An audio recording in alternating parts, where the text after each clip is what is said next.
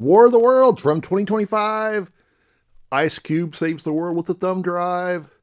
You know I couldn't review a bunch of versions of War of the Worlds without reviewing this one after the theme song. Cartoons Reviews! Cartoons Reviews! If you want to watch War of the Worlds, check the link in the description. So this version has been widely mocked as the movie where I alluded to, where Ice Cube uses a thumb drive to save the world. And that is a little silly, but I think I liked it more than most people. So let me give you a little background on why. I am a fan of the Screen Life gimmick. So for those of you who don't know, Screen Life is the gimmick sort of associated with, I'm going to butcher this name, Timur Bekmambetov. He is kind of either produced or directed movies like Unfriended, Searching, Profile, and all of these are basically told through a metaphor. Everything you see is a computer screen. So we see lots of people interacting with screens. We see people interacting through video calls and doing web searches and watching videos on YouTube or whatever. And that's what this is. So I like that. I think it's kind of the 2010s and on version of found footage. And I kind of like found footage movies too. So in this version then, Ice Cube's character works for the Department of Homeland Security and Surveillance.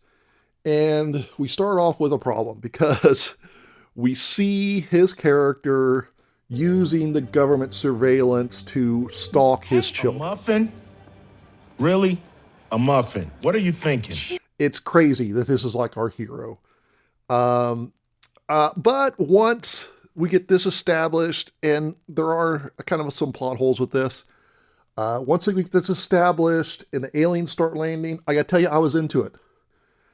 We see him, he's like, because he has all this super hacking power, he can pull up any video camera anywhere, and you see that, we see news coverage, we see YouTube footage, Instagram, whatever, and I really liked that. It was really a drama. It's like, oh, what's going on? I was really into it, because you felt like it's in the moment. Unfortunately, we've seen tragedy, we've seen these things happen in live, right, in real time, and it kind of gave me that feeling. So, because the idea that the government can instantly see every security camera is kind of disturbing, but also, if you know anything about technology, it's kind of ridiculous. If you can get past that, I kind of liked it. We see a lot of time Cube's character trying to get his kids to safety. Gotta go left now and run, boy. And I can see why they added this in, right? Because if there was not some kind of emotional connection, it would just be Ice Cube sitting in a chair watching stuff. And we do see him interacting with government officials as they try to coordinate a defense and things like that. But without the kids, there'd be a lot less story here. It's interesting that they kind of mirror the Tom Cruise one. The kids are older, of course, but with a son and a daughter, and he's kind of has a strained relationship with them. Another interesting thing is one of the plot elements is that there's a surveillance program called Goliath. And I've already reviewed this animated kind of sequel to War of the Worlds called War of the Worlds Goliath. And I thought that was kind of a weird coincidence. So I pulled up the ebook of War of the Worlds, and I searched for the word Goliath and didn't see anything. So is it a coincidence? Did they somehow aware of this cartoon that was not super popular? I don't know. So I was into the movie. I was enjoying it, and then things got dumb. At one point, Ice Cube's character hacks into a Tesla instantly and remotely uses its autopilot to get his daughter to safety. Then later, he's like, I need to get into the Secretary of Defense or somebody, whoever it was. And they're like, oh, they're in a password-protected Zoom meeting. And he pulls up this little GUI with password generator. Bloop. And first of all, like, how's that going to work? Because you can't just go to Zoom and put in a password. You have to like know the meeting ID. So, and then the biggest stupidity, the aliens plot. Okay, why are they here? They're here for our data. Okay, fine, whatever. But the tripods are seen kind of standing next to data centers, and they put like their tendrils into it. And one thing I did think was kind of cool that is kind of a hark back to the book, which has like the red plants. So it kind of reminded me like when their tendrils are getting into the servers. I'm like, oh, that's kind of like the modern day equivalent of the red plants and that they're doing. But they're just so that the point is they are copying the data from everything, which again is weird. I don't know what's their end goal, but they describe it as emptying the servers. They're in hyper download. They're being empty. Emptied?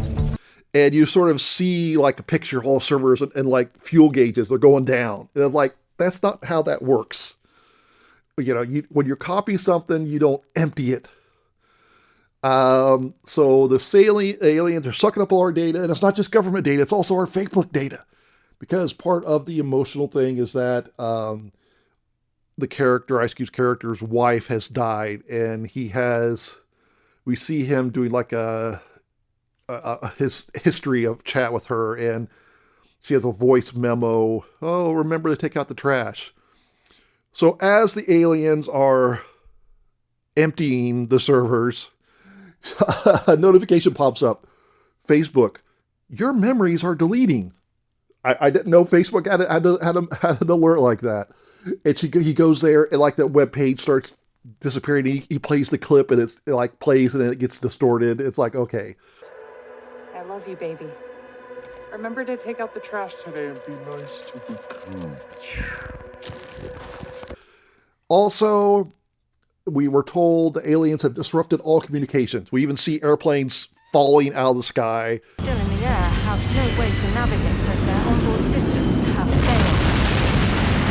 failed. But even though we also see, you know, the government, the tanks are down and all the weaponry's down, but Ice Cube's character, his drones are still in the air, and he can still hack into those, and he still has cell phone service. Now, people complain, like I said, that the plot has a lot of product placement.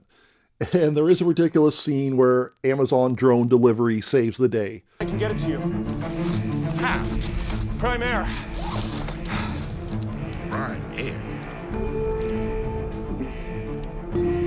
Oh, it's the future of delivery. They've been training us for months. I need you to place an official order on Amazon to activate the drone. The filmmakers say they didn't get paid for that, and they didn't even know that they were going to be on Amazon Prime streaming when they did that. It's like, okay, fine, whatever. And yes, Ice Cube's character does save the world with a thumb drive. But that's not the biggest criticism I have at the end. The end, it's like, okay, he saved the world, but there's like no indication he's celebrated as a hero, really. It's like, oh yeah, this guy saved the world, and the daughter, it's like her thing, great. But we don't see like the world celebrating them, right? We see a webcam because, and again, it is this Green Life thing. The government wants to try to hire him. It's like, oh, we're going to work on a new surveillance thing that doesn't use citizens' data. But he would be like the biggest hero of the world ever, and that's not the case. So overall, this wasn't the worst version of War of the Worlds. I tried something different. I'm always trying to give credit for people who do things different and new. I had fun with it, which is more than I can say about some of the versions I've watched this month. So I'm going to give War of the Worlds 3 thumbs up. Ice Cube saved the world. Damn right it was a good day. Don't believe the hate.